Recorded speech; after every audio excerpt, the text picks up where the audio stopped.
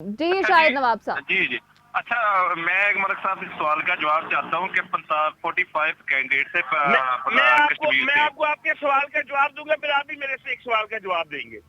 Sir मैं हाजिर हूँ, हमें तो आपने कचहरी में खड़ा किया, हम हाजिर हैं हर तरह से। सवाल अब पूछना आप फैसला करेंगे। महेंद्र पाल साहब, शाहिद नवाब साहब, सवाल पूछना मेरा काम है, ये आप मेरे तक ही रहने दें। नहीं, वो बार बार सवाल पूछते हैं, तो चल फिर मैं भी एक सवाल पूछूं ना।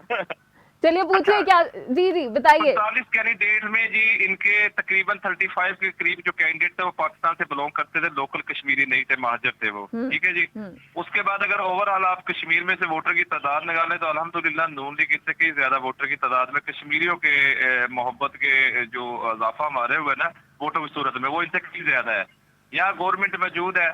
मैंने भाई से सवाल पूछा था कि क्या कोई ऐसा अवाम में रिलीफ दिखा दें। ये इंटरनेशनल स्पीच होगी जी, होगी कोरोना आने से पहले पाकिस्तान की जीडीपी जब भैया मोहम्मद नवाज शरीफ साहब छोड़ के गए थे हम्म 5.8 थी, और जब कोरोना मार्च में आया तो उसे फरवरी में हमारी स्टेट अपना आईएमएफ के मुताबिक 2.1 चल रही थी। तो वो कोरोना पे तो ना डाली जाए ना।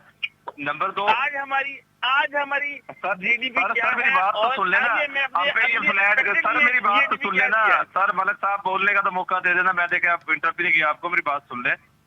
उसके बाद हम पे फ्लैट का इल्जाम, हम पे गद्दारी का इल्जाम, हर किस्म के इल्जाम लगे। हम अल्हम्दुलिल्लाह कचहरी और कोर्ट में अदालतों में पेश होते हैं अपने आप को, और आज तक पाकिस्तान की अदालतों से जो हमें तनख्वाह ना लेने की सजा जो मिली है, इसके अलावा अभी तक कोई जुर्म साबित नहीं। हम मुद्दत की हैसियत से अपने अपील का हक महफूज रखते हैं, लेकिन उसके बावजूद इन्होंने हमें भी मुजरिम समझा और साथ पाकिस्तान की अवाम को भी मुजरिम समझ लिया है।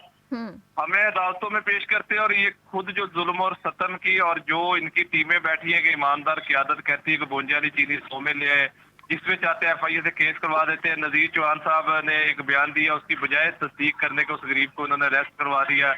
जहांगीर तरीन साहब ने थोड़ी बात की है, उसके बाद धमकी लगाई तो इन्होंने जनाब उसे फ्री हैंड दे दिया।